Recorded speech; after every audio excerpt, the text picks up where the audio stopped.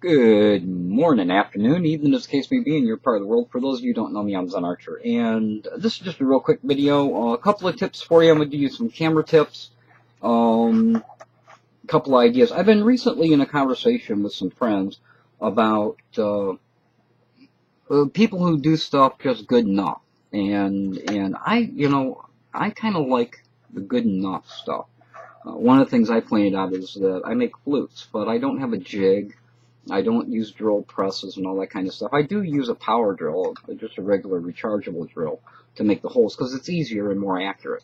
But a lot of guys that do flutes, they can tell you exactly where the hole goes for a C sharp and exactly what size that hole should be. I'm not one of those guys.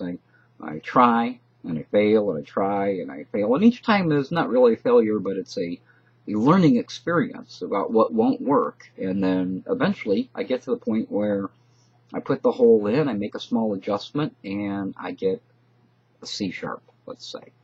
So there would be no advancement in anything if it weren't for people who are willing to experiment with whatever the current technology is, somebody who will push that technology to the next extent. But when it comes to flute making, for me, I think about the Indians, in the woods, and they cut a reed, they made a hole, they listened, and went from there. Either they made it better, or moved it up or down, or they adjusted the pitch in some way. And then eventually, over a period of time, they learned where you put the hole. Now, of course, they shared that with other people who wanted to make flutes in their little village. They'd say, well, here's one of mine, and here's where I put the holes, and this is why I found that this is the best sound. And then that person would take it and maybe add another hole to it so that it does an octave and a half. But they were always experimenting, always pushing the technology. But there's also that good enough. Do you achieve what it is that you want to achieve without a lot of hard work? And that's what technology is all about. It's to achieve things in a better way, in an easier way, something that makes life easier for you. In some cases, that means that you're going to spend extra money in order to do those things. For instance, if you want HD video, you have to have an HD camera. But if you want to do HD video on YouTube, if you want that wide screen and you want that 720 pixels, do you have to have an HD camera for that? If you're just looking for the wide screen and the 720 display, do you have to have an HD camera? And the answer is no, you don't. What you need is an editor that will render at that, and then you stretch your video, your whatever the video is, in order to fit that box. Or you add things on the side so that you don't really stretch the video, but that whole area is covered. So that's kind of what the conversation's been about. At least for me, that's what's in my head. So I thought I'd show you a couple of things that let me get there. For instance, if you have a flip cam,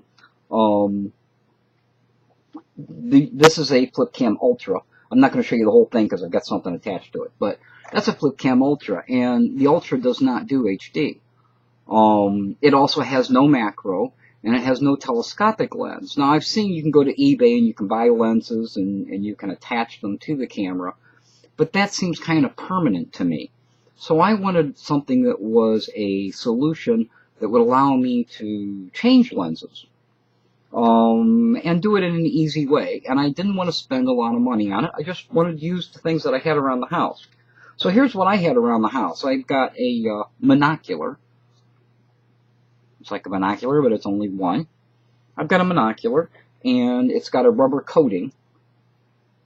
And I found out that it works really, really well if, when I'm doing my flip cam video, I can look through this, find what it is I want to do, and just hold it.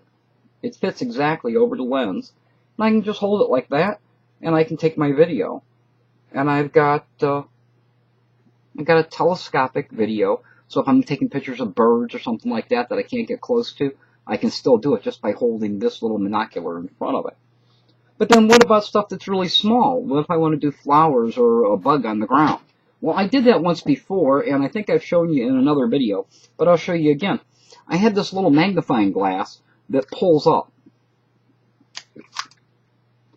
So what I've done is I just have an old piece of inner tube that I cut a rubber band out of, and I did that because it holds a little bit tighter than a regular rubber band and it doesn't deteriorate so fast. And all I did is just rubber band it to the front of the camera, and when I want a macro shot, I pull the lens up, and I've got a macro. Now, if you want to see what that looks like, I'll put a link below, or I'll put a link in here somewhere through annotations, so you guys can see how well that really works. But it's a really cheap, inexpensive way to get a macro on your HD camera, so you can do stuff that's closer. So that's a couple of camera tips for you when it comes to the at least to these type of cameras. By the way, this camera is not damaged, which I thought it was water damage, but I took it all apart, dried it out, and it's working great. So I still have my FlipCam Ultra. Next in line is oh, well, I've got the FlipCam out. Let's take this off. So we just have a FlipCam. When I did the video, my last video of the kayaking, some people asked me how did I mount the camera and where was it at. So I thought I'd show you. What I've done is I've taken a plastic peanut butter jar. This one is Skippy peanut butter. I know because it says so on the label. So it's a Skippy peanut butter jar, and I took an old plastic coat hanger and cut it off and dented it. Attached it with some rubber bands. Actually, these rubber bands aren't supposed to be on here. I attached it with another piece of bicycle tire inner tube. And so that's my setup. And this slides on my kayak deck. I've got bungee cords that go across. So I just slip this underneath those, and that holds the camera in place. So what it looks like is, you take the FlipCam, I start recording, and I slide it inside, and I put it up towards the front. Put the cord in, and then I usually stuff a wash rag or something in the bottom of it, just to kind of hold where that camera's at. That still allows me to see what it is that I'm recording, so I still have my viewfinder and that, and then I just screw on the bottom. Now this can be submerged in water and it's not going to get wet. Somebody else gave me a tip and said put an Alka-Seltzer in there so that if water does get in, the Alka-Seltzer activates, causes pressure inside the bottle, and keeps water from going in. So if that happens, and I've only ever had that happen once where I had the Alka-Seltzer in it,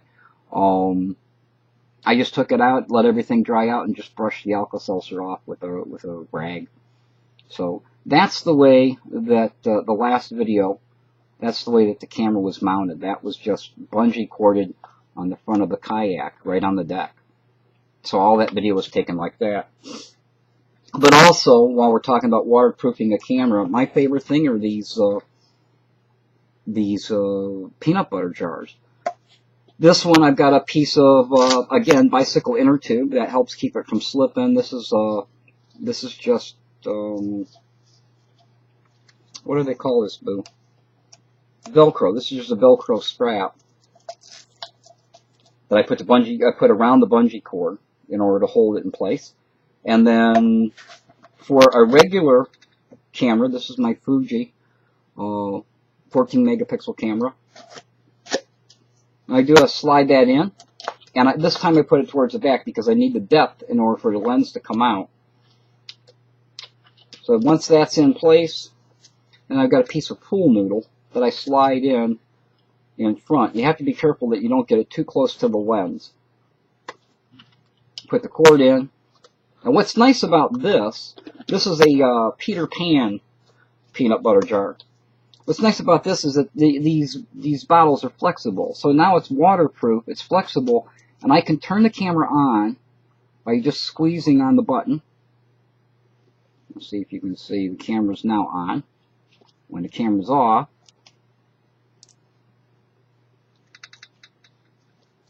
you actually have to hit the button to do it. When the camera's off, it looks like that. So there, we'll turn the camera on.